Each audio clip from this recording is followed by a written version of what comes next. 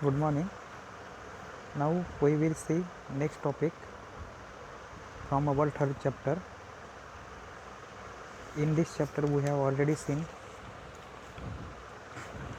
direction at supervisory level. In it, need of direction and instruction to subordinate. From that we have covered why the direction and instruction are needed. Then completeness and feasibility of a instruction. Need and requirement of a effective direction by supervisor. Then condition which make instruction acceptable के इससे कौन सी condition है कि instruction acceptable बनाती है. Then method to ensure compliance to the instruction. Then characteristic of a good instruction, characteristic of a direction and importance of a direction. इतनी सारी चीज़ें हम लोग ने देखी है. अभी नेक्स्ट में हम लोग क्या देखेंगे, personal counselling. Then elaborating decision. Okay, तो पर्सनल काउंसलिंग क्या रहता है, सुपरवाइजर काउंसलिंग करना मतलब समझाना. तो supervisor is the counsellor, adviser और अ मेंटर. एडवाइज़र मतलब क्या, एडवाइस देना, सलाह लेते हैं ना, लीगल एडवाइज़र बोलते हैं, वो काम करने वाला मतलब वो टाइप का काम. और अ मेंटर, मेंटर मतलब आपके ऊपर पूरा ध्यान रखने वाला, आप कहाँ पे पीछे हो कहाँ पे आगे हो, आपको क्या करना है क्या ज़रूरत है ये देखने वाला. ये कौन रहता है, आपका सुपरवाइजर रहता है. Unless and until he gets concerned with the workers by above rules, it is difficult to achieve excellence. अगर वो वर्कर के बारे में सारी चीज़ें नहीं जान ले तो क्या होता है, एक्सलेंस मतलब पूरे काम सब अच्छी तरीके से होना इम्पॉसिबल है या फिर डिफ़िकल्ट हो सकता है. One of the role of a counselling is counselling the subordinate.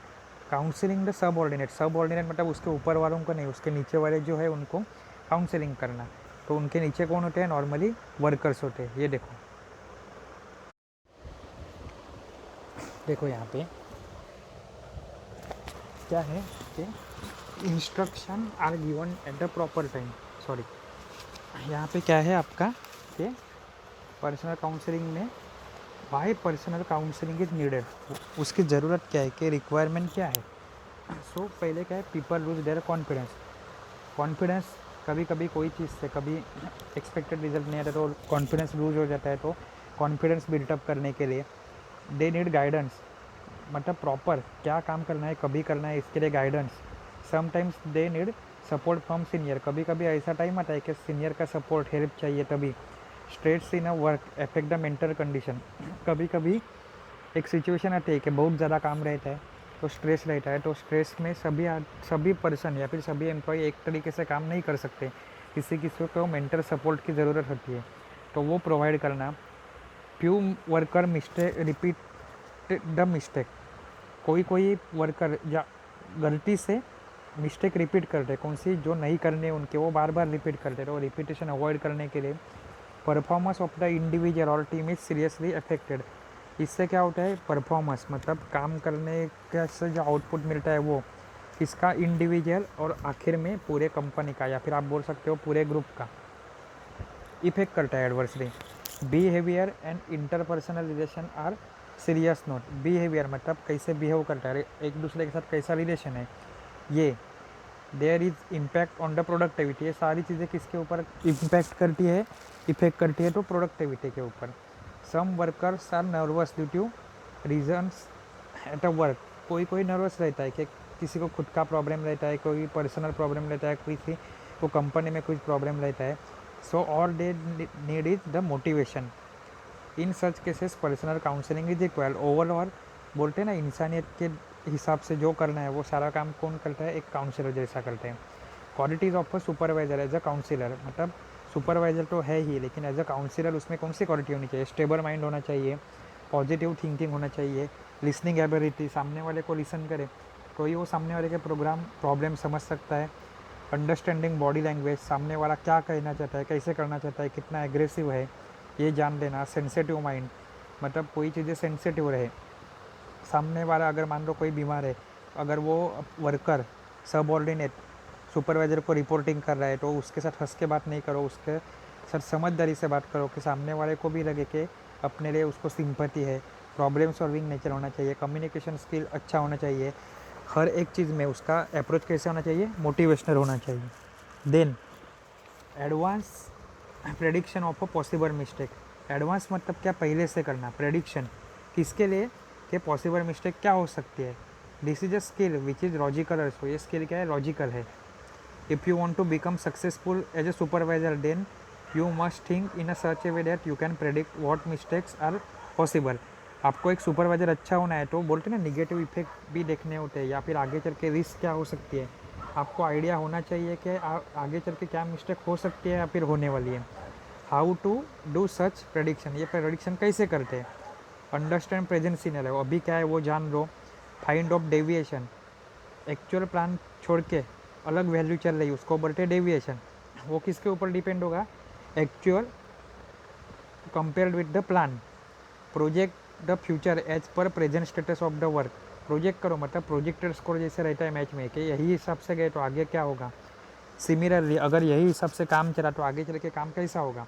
And predict what bad poor, मतलब ऐसे ही करके क्या गलतियाँ, क्या खामियाँ, क्या शॉर्ट कमिंग, क्या मिस्टेक हो सकती है। ये होता है हाउ टू डू प्रेडिक्शन। अभी what is use of such prediction, ये प्रेडिक्शन करके क्या मिलने वाला है।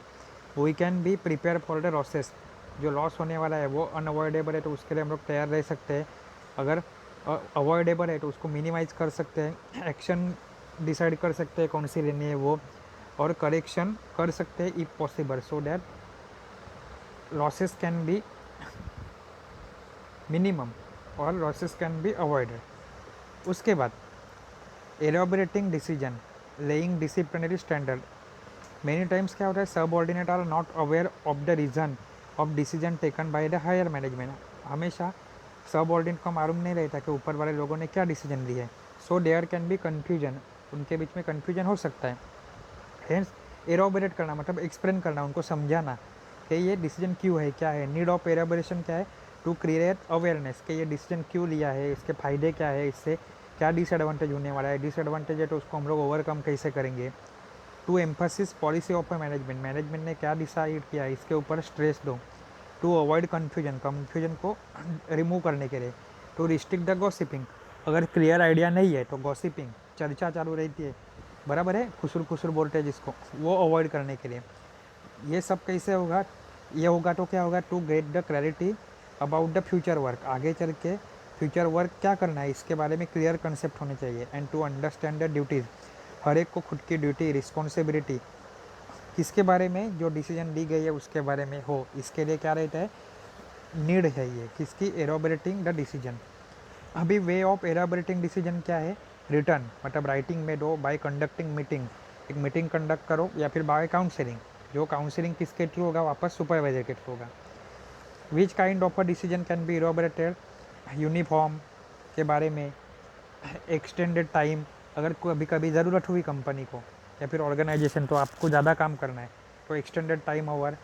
अगर किसी को या फिर कोई पर्टिकुलर ग्रुप को या फिर कंपनी में बोनस देना है या फिर बेनिफिट देना है उसके बारे में बताना। शेड्यूल चेंजेस, अगर अंधेरा जल्दी होता है तो हमें शिफ्ट जल्दी ख़त्म करनी है, जैसे विंटर सीजन में होता है, ऐसे ख़त्म नहीं होता लेकिन एक एग्जांपल के, तो शिफ्ट चेंजेस के लिए मीटिंग लो। ट्रांसफ़र किधर करनी है तो नीड ऑफ ट्रेनिंग, ये सारी चीज़ों क्या आते हैं under the kind of the decision that can be elaborated. अभी नेक्स्ट है उसका laying disciplinary standard in overall working, बराबर है। तो वो क्या है, quality of work, then time factor, work standardisation, losses are reduce.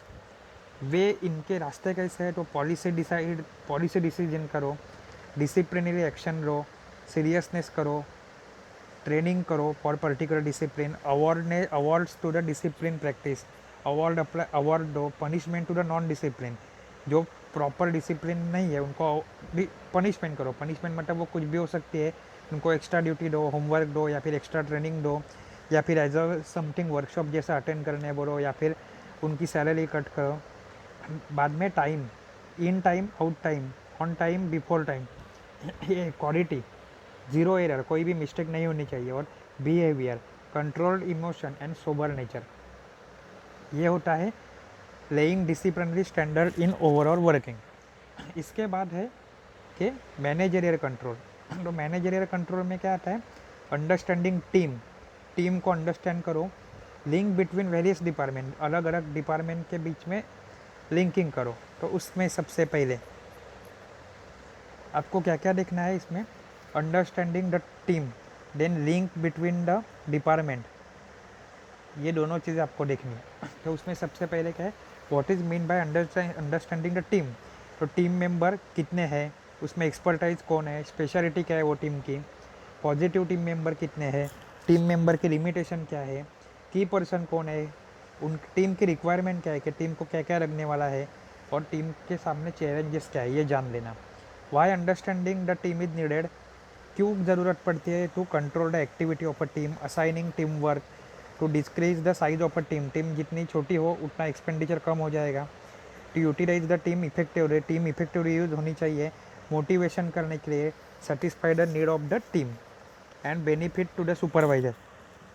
उसमें क्या है, supervisor can take perfect decision, ये सब होने से सुपरवाइजर अच्छी डिसीजन ले सकता है, कंट्रोल कर सकता है वर्क को, डेविएशन अगर हो रहा है तो उसको मिनिमाइज करो, supervisor has clarity about his team and chances of error are less, मतलब एरर किसके चांसेस क्या हो गए, कम हो गए।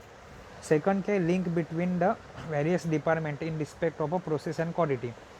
तो उसमें क्या है, link with maintenance department, different different department रहती है, उनके बीच में लिंक मतलब कम्युनिकेशन, वो भी क्यों होना चाहिए, तालमेल के लिए, और प्रॉपर कम्युनिकेशन ही प्रॉपर प्रोडक्टिविटी प्रोवाइड करता है।